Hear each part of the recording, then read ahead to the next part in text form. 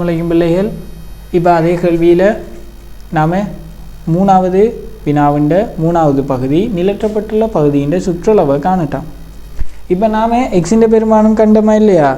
எக்ஸின் பெருமானம் கண்டு வச்சிருக்கோம். எக்ஸமன் கிட்டிய பெருமானம் எத்தனை? எக்ஸமன் 6.4 சென்டிமீட்டர்.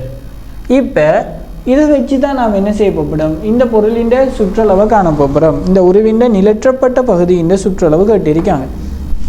இப்போ நிலற்றப்பட்ட பகுதியை நாம் எடுத்துக்கிட்டோம்டா இந்த அறிக்கை பாருங்க,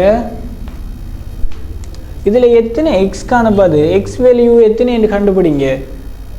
இது எக்ஸ் எங்கக்குள்ள, இது எக்ஸ், இது எக்ஸ் எங்கக்குள்ள, இதுக்கும் எக்ஸ். அப்போ ஒரு சைடில் 2 எக்ஸ் வேல்யூ இருந்தால் 2, இந்த 2 4, 6, 8 வேல்யூ.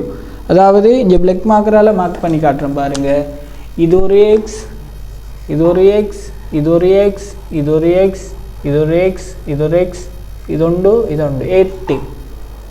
இப்போ இந்த இடத்துல நமக்கு எத்தனை வேல்யூ வந்துருக்கு? 8 வேல்யூ. அப்போ 8 தர எக்ஸ். அதே மாதிரி இந்த இடத்துல 2x 2x இருக்கிறதால அப்போ இது 2, இது 4, 8 4, அப்போ மொத்தம் எத்தனை எக்ஸ்? 12 எக்ஸ் காணப்படும்.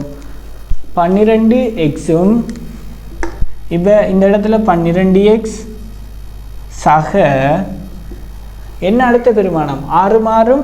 இங்கே இங்கே இருக்கிற பெருமானங்களை பாருங்கள், தரப்பட்ட பெருமானங்கள். இந்த பக்கம் 6, இந்த பக்கம் 6. அப்போ மொத்தம் எத்தனை சிஎம்? 12 சென்டிமீட்டரும். இப்போ 12 தர 6.4 12 பெருக்கணுமெண்டா. இப்போ 6.4 12, 4 2 8, 6 2 12, 4 4, 6 6. இப்போ நமக்கு என்ன பெருமானம் வரப்போகுதோ? 8 6 6 ஒன்றும் 7, 76.8. அப்போ இந்த இடத்துல 76.8 சக 12. இப்போ மொத்தம் எத்தனை? 88.8 சென்டிமீட்டர். அப்போ நிலற்றப்பட்ட பகுதியின் சுற்றளவு எத்தனை? 88.8 சென்டிமீட்டர்.